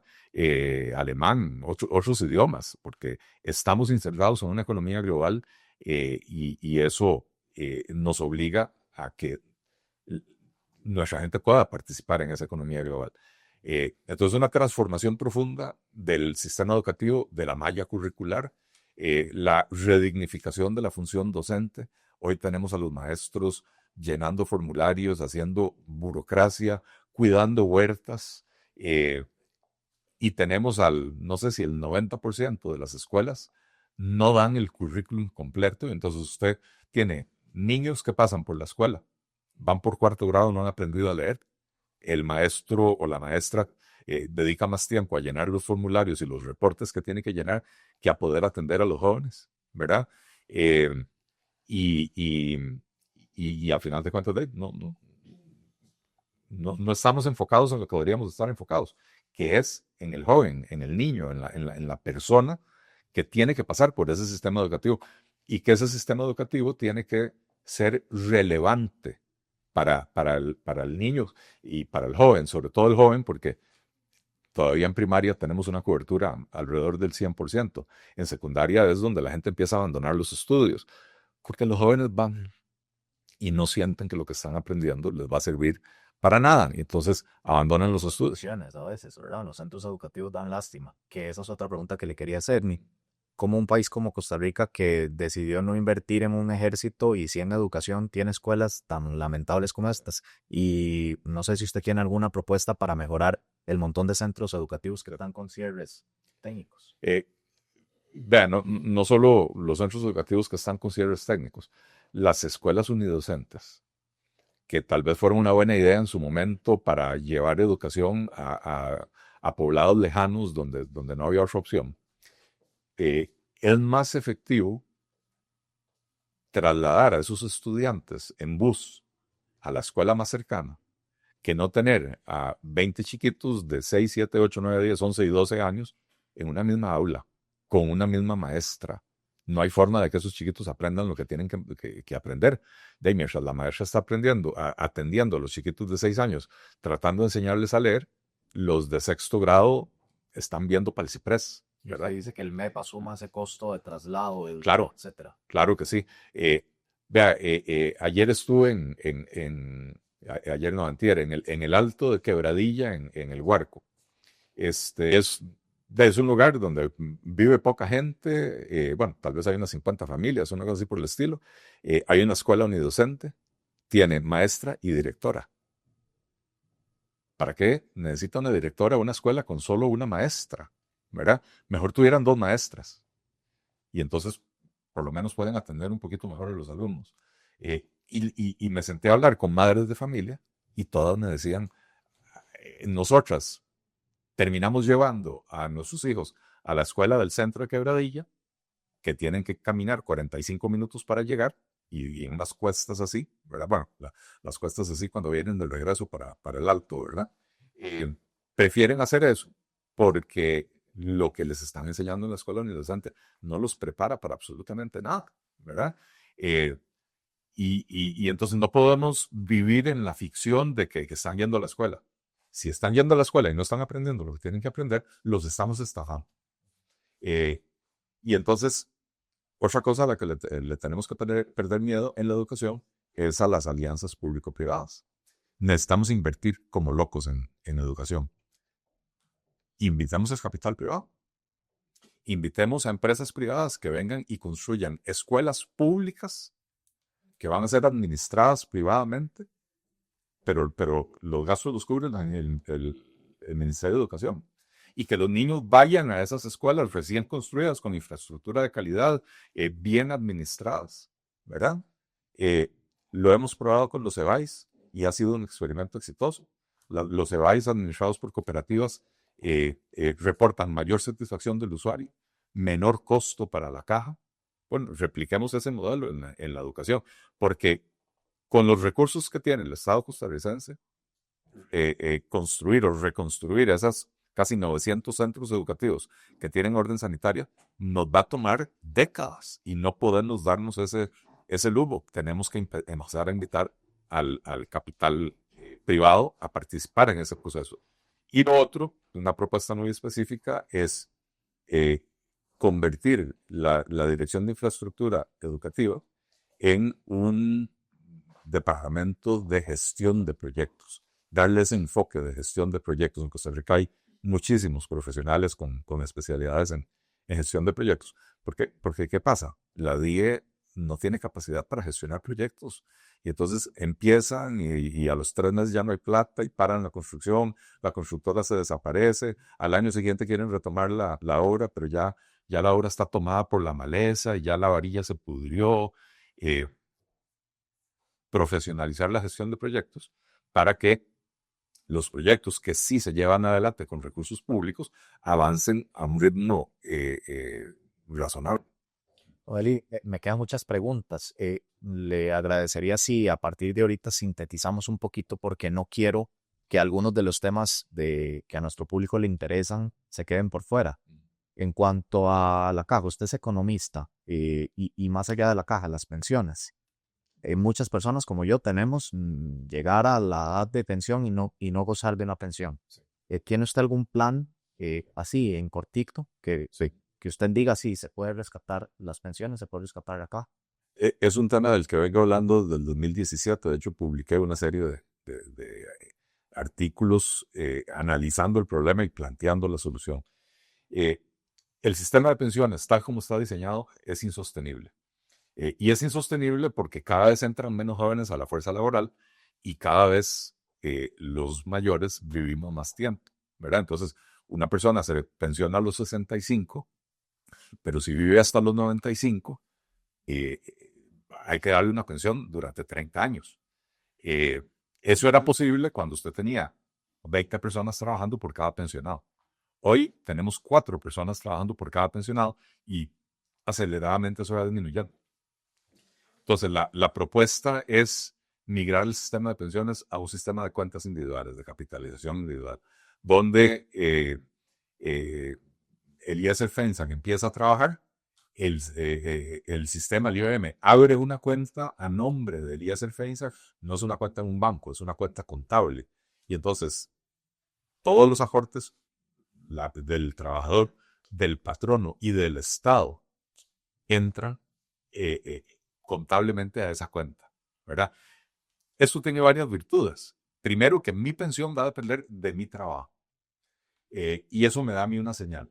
Si yo decido irme a la informalidad, desaparecerme del sistema por 10 años, imagínense una persona que entra a trabajar a los 20 años, perfectamente dice, voy a hacerlo en la informalidad por 10 años, después a los 30 entro a la formalidad, trabajo desde los 30 hasta los 65, en 35 años completo las cuotas.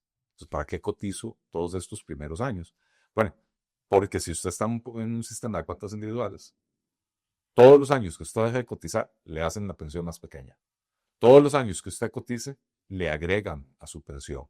Porque se va sumando a la cuenta todo lo que usted aportó, pero todo lo que su patrono aportó por usted y todo lo que el Estado aportó por usted.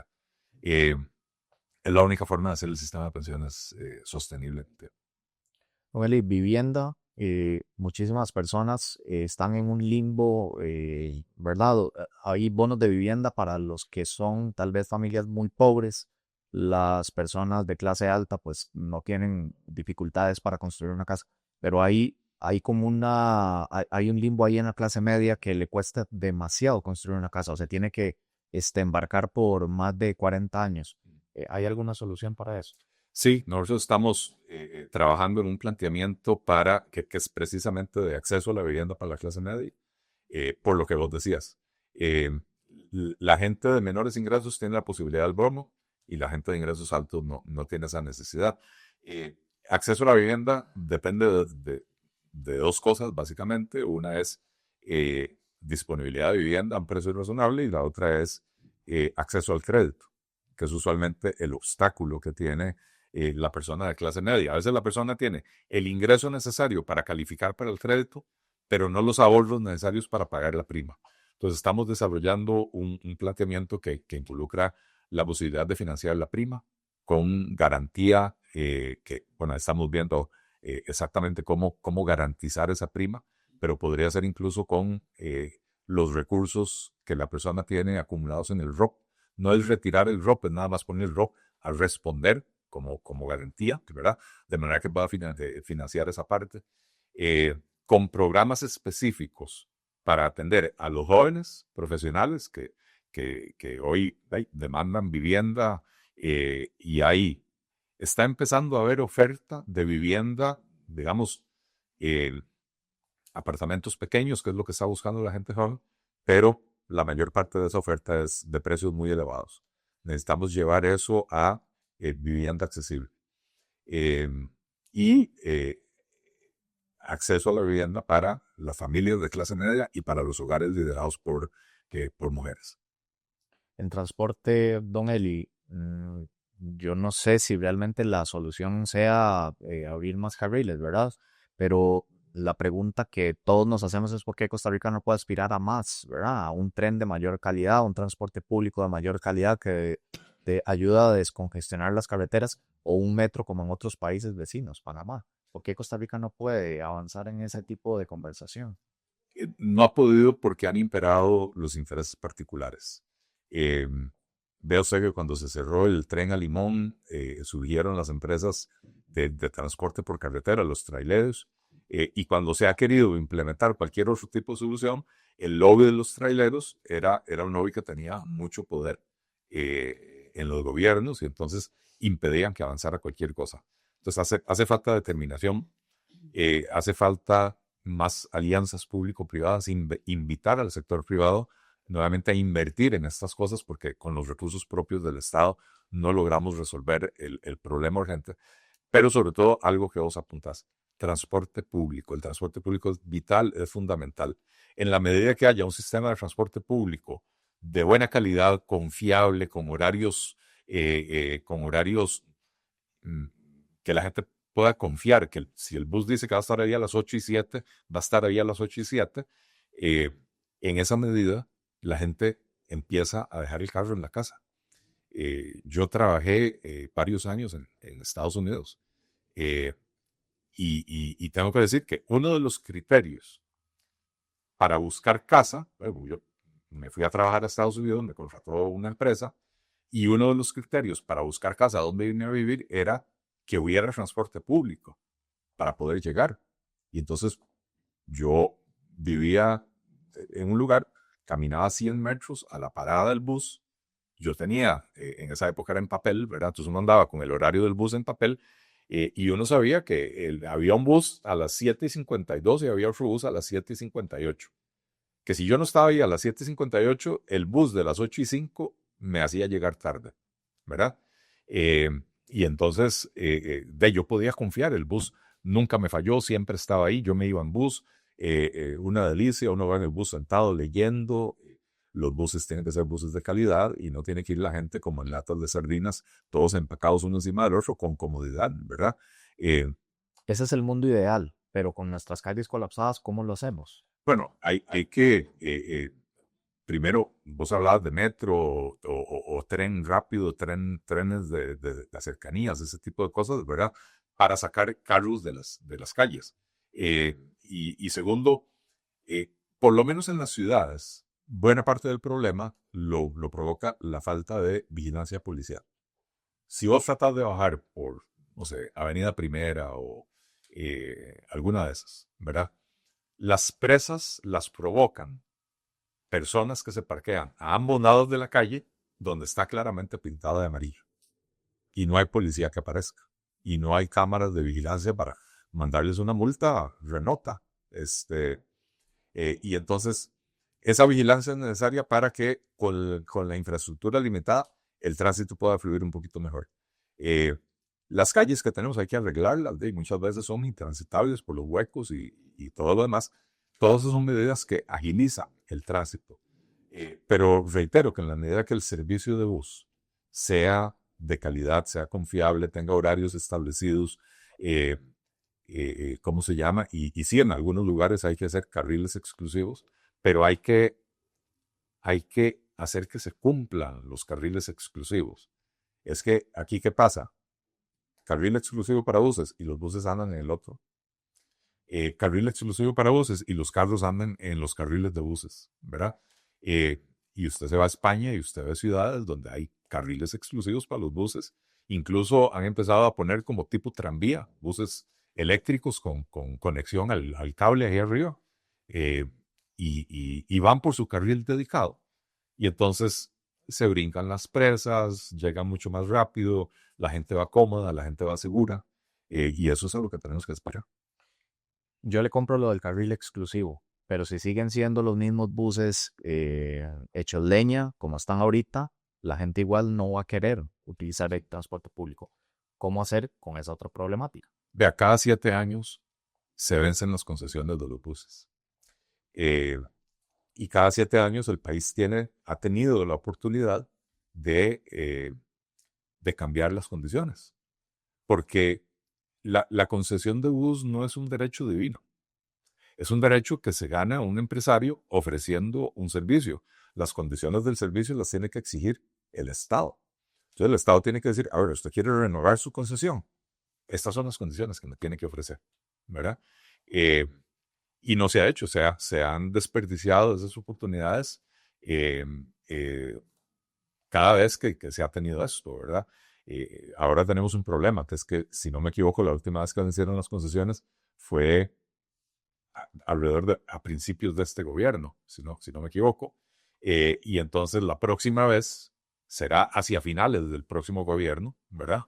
Pero bueno, eso da tiempo para que el próximo gobierno empiece a plantear las condiciones en que quiere que opere el sistema de autobuses y empezar a decirle a los empresarios, esto es lo que vamos a exigir, empiece a adaptarse, de a ver cómo va a hacer, porque cuando se venza la concesión no va a haber extensión de la concesión por lástima, sino que la extensión de la concesión va a depender de que cumplas tus requisitos para poder ofrecer un sistema de calidad. Recursos naturales, don Eli, ¿usted le interesaría en un eventual gobierno explotar algún tipo de recurso natural o hacer más pro medio ambiente? Mire, Costa Rica le ha apostado a un modelo de desarrollo que incluye una reputación de país verde, de país ecológico, que ha sido fundamental para el éxito de nuestra política de atracción de turismo. Y yo no creo que sea necesario. El petróleo es un producto que va de salida. En los próximos 25 años probablemente va a desaparecer, se dejará de usar. Los países europeos habían definido la década del 2030 para empezar a prohibir los vehículos de combustibles fósiles, ¿verdad? Creo que han tenido que atrasarlo un poquito porque la tecnología no se ha desarrollado tan rápido como creían, pero el tema es que probablemente incluso antes de 25 años, esa es una tecnología que se va a dejar de utilizar. Entonces, ¿qué sentido tiene hacer una mega inversión para extraer petróleo que nos arriesga a perder la reputación que tenemos como país verde, ¿verdad? Que no la vamos a poder recuperar en el tiempo porque probablemente para cuando Costa Rica empiece a extraer petróleo, ya el combustible se va a haber dejado de usar. Vea usted la cantidad de vehículos eléctricos que hay en 4 años. Se aprobó una ley hace casi 10 años, una ley de incentivos para los vehículos eléctricos y en los primeros años no logró el cometido. Pero vea lo que ha pasado en los últimos 2 o 3 años. Cada vez son más los vehículos eléctricos en el país. Entonces, apostarle a una tecnología del pasado pensando que eso es lo que nos va a sacar del subdesarrollo, me parece que es iluso. Pero no es el único, hay otros minerales también, ¿verdad? Que han estado ahí sobre el tapete. De esos tampoco, entonces. En las zonas en las que se puede, sí. Si usted me dice, saquemos oro de los parques nacionales, no. Los parques nacionales no se pueden tocar.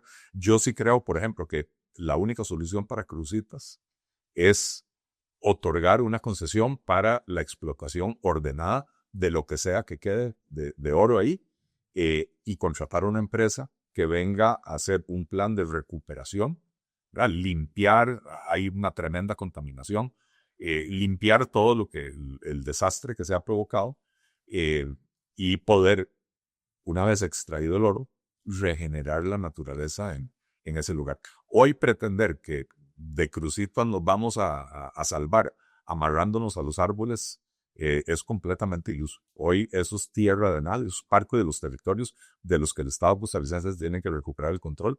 Eh, pero tampoco podemos pretender que con nuestra policía civil vamos a detener a cientos, si no miles, de migrantes que vienen y entran, usan métodos contaminantes y se van, ¿verdad? Entonces, ahí en particular sí creo que es necesario hacer eso.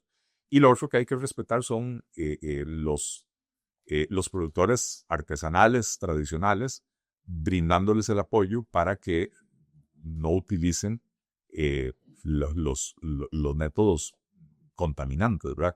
Que no usen el mercurio, que existen hoy cosas técnicas para poder extraer el material sin provocar un desastre ambiental. Este país es, disculpe el término, bastante cabrón con las personas que quieren emprender. Conozco una persona que tiene meses esperando, se puso un local de comida y tiene meses esperando que le aprueben si puede poner una mesa para que la gente se siente a comer. ¿Cómo hacer para que Costa Rica deje de ser tan burocrático, tan majadero con las personas que quieren salir adelante? El segundo eje de nuestra campaña es precisamente el golpe a la burocracia de los trámites excesivos. Estamos planteando digitalizar el 100% de los trámites que se pueden hacer con el gobierno. Existen experiencias en el mundo, incluso existen experiencias como la de Estonia, que tiene el 100% del gobierno digitalizado. El ciudadano no tiene que presentarse en ninguna oficina para hacer ningún trámite. Y lo hicieron con un software de plataforma abierta que está disponible. No solo está disponible, ya en la Universidad de Costa Rica lo tomaron y lo adaptaron a la realidad costarricense. Y como digo, es un software de plataforma abierta. No hay que ir a pagarles cientos de millones de dólares a grandes corporaciones para poder comprar ese software. Y eso aplicando el principio de una sola vez. Que quiere decir que si Marcelo fue, no sé, fue a sacar licencia de conducir, le pidieron una copia de la cédula. Bueno, esa cédula, para empezar, el Estado ya la tiene que haber tenido porque el Estado te la dio. Pero bueno, te pidieron la copia de la cédula, la presentaste, se sube a una base de datos y después cualquier otra institución que necesite, cuando vas a hacer otro trámite, vas a pedir una licencia para portar arma, no te pueden volver a pedir la cédula. La cédula ya está subida en el sistema. Principio de una sola vez. Eso de la mano de las propuestas de reforma del Estado que había mencionado anteriormente, fusionar instituciones, cerrar las que ya están obsoletas, etcétera, para disminuir la tramitología y la burocracia. Y el tercer eje del que hemos estado hablando como eje de campaña es el golpe a los impuestos altos y el costo de la vida. Porque en Costa Rica, cuando empezamos nosotros, habían 204 impuestos, hoy quedan 180. Sigue siendo un despropósito y una barbaridad. Cualquier pyme, cualquier empresa, cualquier emprendedor que quiera iniciar un negocio se enfrenta a una serie de impuestos y cargas que le hacen imposible ser rentables, ¿verdad? Entonces, por eso mueren las empresas en estos primeros años. Nuestro propósito, nuestro objetivo es que se pueda inscribir una empresa nueva en 24 horas o menos, ¿verdad? Simplificando todos los trámites, digitalizando todos los trámites, y que esos emprendimientos nuevos entren con una carga tributaria disminuida para incentivarlos a que puedan crecer. Me quedan como 1000 preguntas más, pero para no quitarle más tiempo, le acabo de antes de todo, Meli, la última, las filas que hay en la capa. La gente es inaudito que una persona tenga que esperar más de un año por una cita. ¿Cómo hacer? Más de un año, yo conozco casos de más de 5 años. Varias cosas. Vamos a implementar clínicas móviles, básicamente furgones reconvertidos, remodelados, que se pueden ir llevando de una comunidad a la otra para poder ir sacando por lo menos el atraso en citas médicas y en procedimientos ambulatorios que se pueden hacer en ese ambiente. Esto es algo que se puede lograr rápido. Remodelar uno de estos furgones no es tan caro y es cuestión de pocas semanas. Y se pueden establecer incluso programas con los propios funcionarios de la caja, donde se les ofrezca algún incentivo, una portada adicional o lo que sea, para que puedan ir a atender en las comunidades. Ese es el concepto, digamos, de caja móvil que queremos implementar. Lo otro es reforzar el concepto de las alianzas público-privadas en 2 direcciones. Uno, insistir en que el ejemplo de los EBAIS administrados por cooperativas ha sido muy exitoso. Y entonces tenemos que ampliar esa experiencia. Tenemos que hacer que más gente sea atendida por EBAIS, donde usted puede pedir la cita en línea, no tiene que levantarse a las 3 de la mañana para ir a hacer fila, donde la gente es atendida oportunamente, ¿verdad?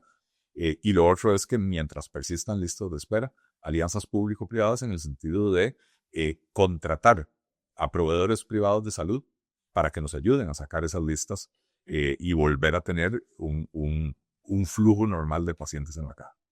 Meli, le agradezco. No sé si quieras un último mensaje. Agradecerte, Marcelo, por el espacio. El país enfrenta retos enormes. Lo primero es que nuestra democracia está en riesgo. Y está en riesgo por un presidente y un grupo político que tienen un plan de permanecer en el poder, de restar libertades ciudadanas y de seguir en el poder para insultar, ofender, dividir. No nos va a resolver ningún problema. Los costarricenses tenemos en nuestras manos la posibilidad de cambiar esa situación, de escoger un próximo gobierno que venga verdaderamente a resolver los problemas del país, que no traiga compromisos que le impiden actuar en una u otra dirección, pero que tenga la claridad de qué es lo que hay que hacer, la convicción de hacerlo y la coherencia que hemos demostrado en el PLP de que lo que decimos es lo que vamos a hacer, porque lo que dijimos hace 4 años es lo que hicimos en la Asamblea Legislativa. El país está viviendo tiempos complicados, cruciales, y lo primero que tenemos que hacer es erradicar esta maldición de los grupos criminales, de los grupos narco, para que la gente pueda vivir en paz, para que las madres se queden tranquilas cuando sus hijos salen a jugar a la calle, o que estén tranquilas cuando salen caminando a la escuela, para que las noches sean para celebrar y no para esconderse en la casa. Un país donde la gente pueda emprender y trabajar en libertad sin tanta traba, tanto obstáculo, y un país donde la clase media vuelva a ser imparable, la clase media vuelva a ser poderosa, porque es la que genera prosperidad para el país. Sí es posible. Hay que perderle el miedo a tomar decisiones difíciles y hay que perderle el miedo al éxito. Es que muchas veces en este país no tomamos decisiones porque nos asusta las consecuencias. Si seguimos haciendo lo mismo de siempre, ya sabemos cuáles son las consecuencias. Costa Rica sin miedo al éxito. Perdón, se me olvidó una ya, rapidito. Ya Rodrigo Arias se animó a decir que él sí le va a levantar el fuero a Rodrigo Chávez. ¿Usted? También hemos revisado el expediente. Nos parece que no, sin entrar a condenar al presidente, me parece que hay elementos suficientes para que se dilucide en un juicio si las acciones del presidente constituyen o no constituyen un delito. Pero sí me parece que ahí están los elementos. Lo único que le están pidiendo a la Asamblea Legislativa, ojo, no es condenar al presidente de la República, es permitir que la acusación pueda ser llevada a juicio. ¿Y esa posición es personal o el partido va a tomar la misma? Es el partido. Perfecto. Eli, muchísimas gracias. Muchas gracias a vos, Marcelo, y muchas gracias a toda la audiencia.